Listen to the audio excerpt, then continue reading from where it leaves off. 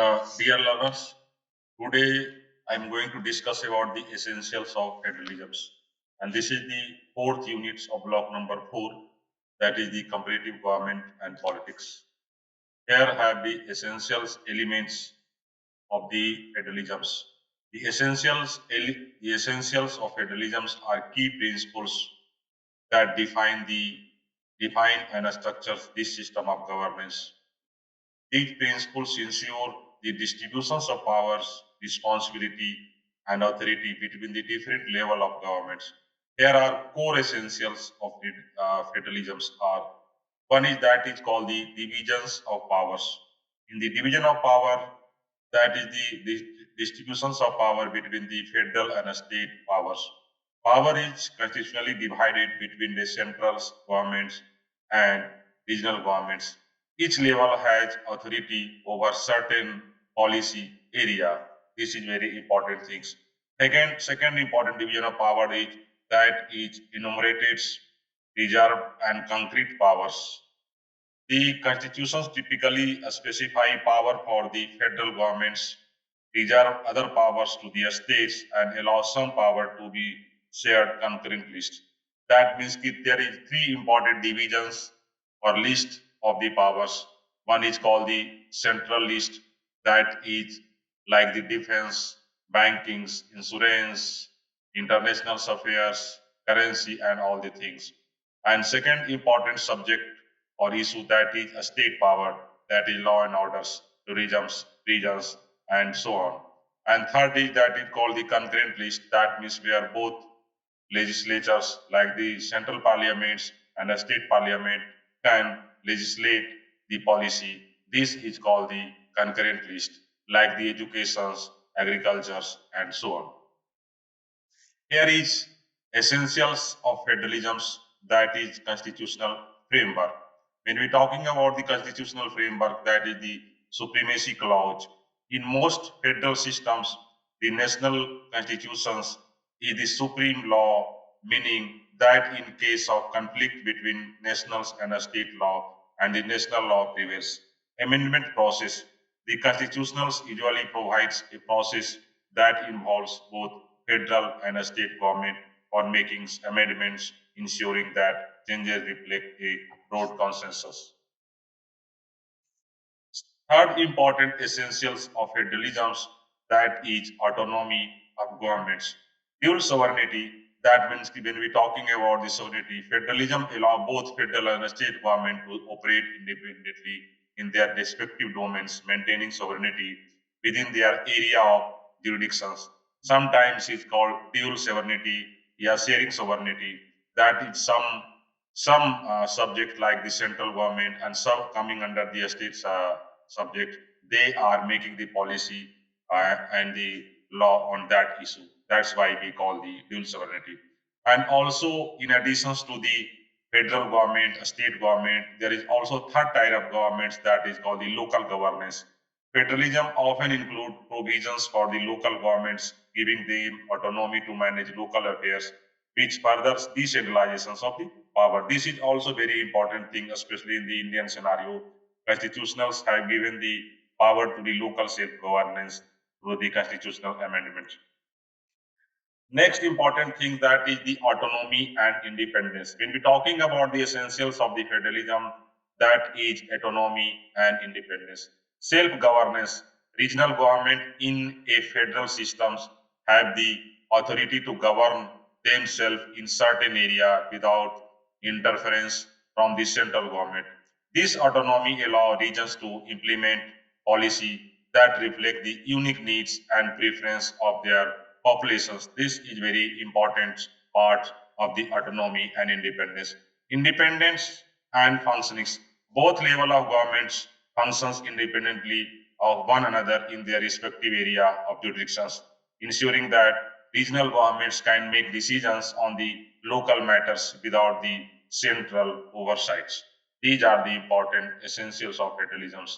Now come to the call the bicameral legislature, that is representations. In many federal systems, that is legislature is a bicameral with one house representing the populations proportionally, like the House of Representative in the US and in the local Lok Sabha in India, and the other representative that is a state equally, that is called the Senate in the US, like the Raj Sabha in Indian scenario.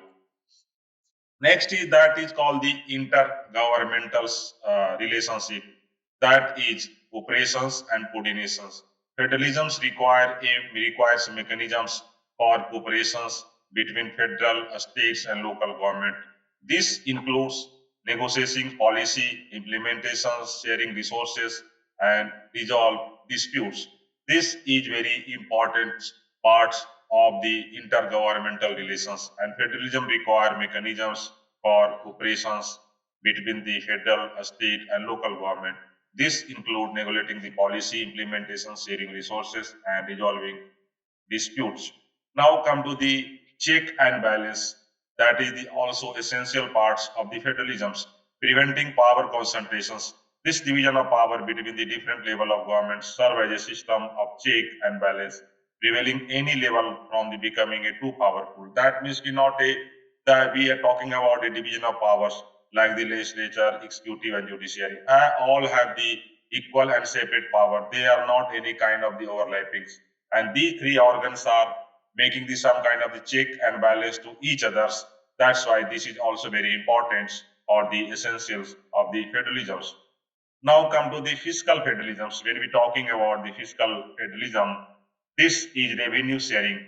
In a federal systems, financial resources are distributed between the central and regional governments, allowing each level of government to fund its operate and fulfill its responsibility. This is talking about the fiscal federations. In the Indian scenario, there is a finance commissions for the distributions of the resources between the center and the states. And every 5 years, they are giving the recommendations for that purpose. Next is taxations and spendings.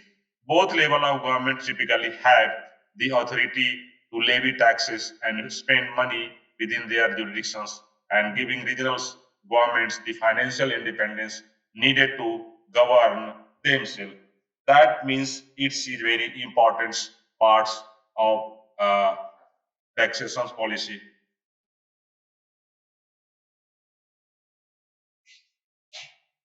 Judicial review, constitutional interpretations courts, particularly a constitutional or Supreme Court, play a crucial role in interpreting the constitutions, resolving conflicts between the federal and state law, and ensuring that both level of governments act within their constitutional limit. This is very important parts of the essentials of federalism.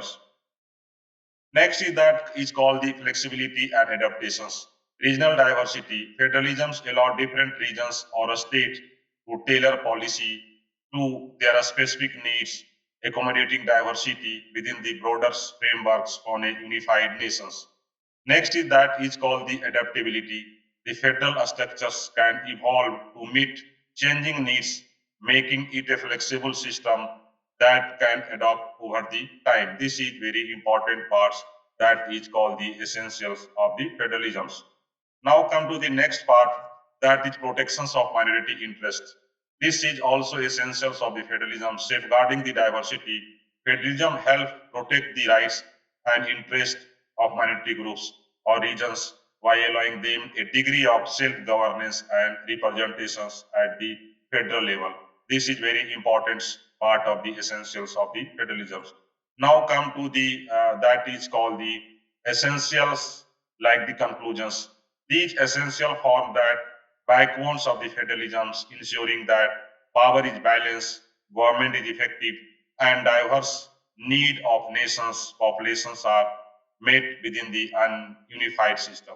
This is very important part of the essential federalisms, and this talk about these essential form the backbones of federalisms, ensuring that power is balanced and government is effective, and the diverse need of a nation's populations are met within the unified system. Thank you for hearing the lectures.